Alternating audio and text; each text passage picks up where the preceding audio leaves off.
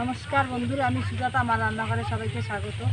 তো আমি আজকে একটা নতুন রেসিপি করব। চালতা দিয়ে ডাল করব। বাড়িতেই আমাদের চালতা গাছ আছে, আমি এখান থেকে এখন পেরে নিচ্ছি। দেখুন, এই দেখুন অনেক চালতা হয়েছে গাছে, তা আমি এখন এখান দিয়ে পেরে নিচ্ছি। এই দেখুন, এই একটাই পেরেছি, একটাই হয়ে যাবে। এই দেখুন আমি বাড়ি চলে এসেছি। তো আমি এখন চালতা কেটে নেব।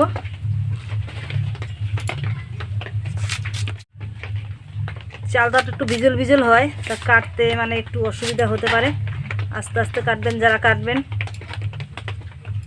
এরকম করে কেটে নেবেন।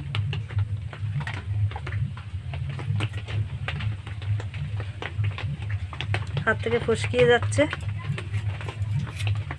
এই দেখুন এতগুলো হয়েছে, কেটেছি আমি। মুগ ডাল নিয়ে নিয়েছি, তো আমি এখন ভালো করে পরিষ্কার করে নিচ্ছি ডালগুলো। এবং হাতে ডলে নিচ্ছি, ডলে নিলে পাউডার একটা থাকে, তার জন্য পাউডারটার জন্য আমি ডলে নিচ্ছি। দেখুন কড়াই গরম করে নিয়েছি, এখন আমি ডাল ভেজে নিচ্ছি।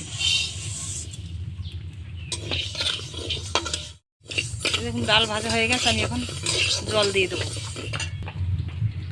জল দিয়ে দিচ্ছি, যতটা লাগবে আমি পুরোটাই দিয়ে দেবো।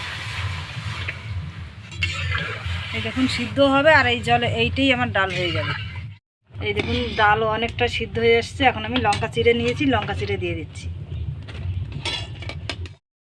ডাল সিদ্ধ হয়ে গেছে, আমি এখন নুন দিয়ে দিচ্ছি স্বাদ মতন।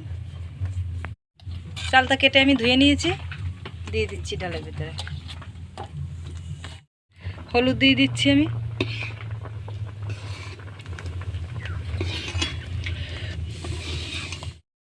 এই দেখুন কচি চালটা, তার জন্য থেতো করতে হয়নি। এই দেখুন তাও গলে গেছে, এত সুন্দর গলেছে দেখুন। আমি এখন ডাল নামিয়ে দিচ্ছি ফোড়ন দেওয়ার জন্য। কড়াই গরম হয়ে গেছে, তেল দিয়ে দিচ্ছি।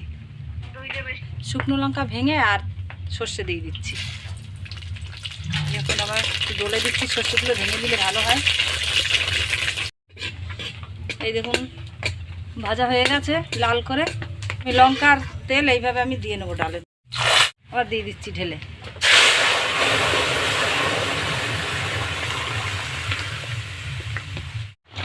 ডাল আমার রেডি, নামিয়ে দিচ্ছি। কড়াই গরম করে নিয়েছি আমি, তেল দিয়ে দিচ্ছি। পাঁপড় ভেজে নেবো। পাঁপড় ভাজা দিয়ে ডাল দিয়ে খেতে খুবই ভালো লাগে, ওই জন্যে তেল গরম হয়ে গেছে খুব, ওই জন্য আমি নামিয়ে নিয়েছি উনুনের মুখে। তো এরকম করে এখন ভেজে নেবো পাঁপড়গুলো টেনে টেনে।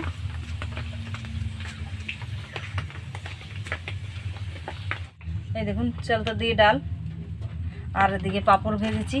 পাঁপড় দিয়ে একসাথে খাওয়া হবে। তা আজকে আমি এখন খেয়ে দেখাবো না। রেসিপিটা দেখে যদি ভালো লাগে লাইক, কমেন্ট, শেয়ার, সাবস্ক্রাইব অবশ্যই করে দিন।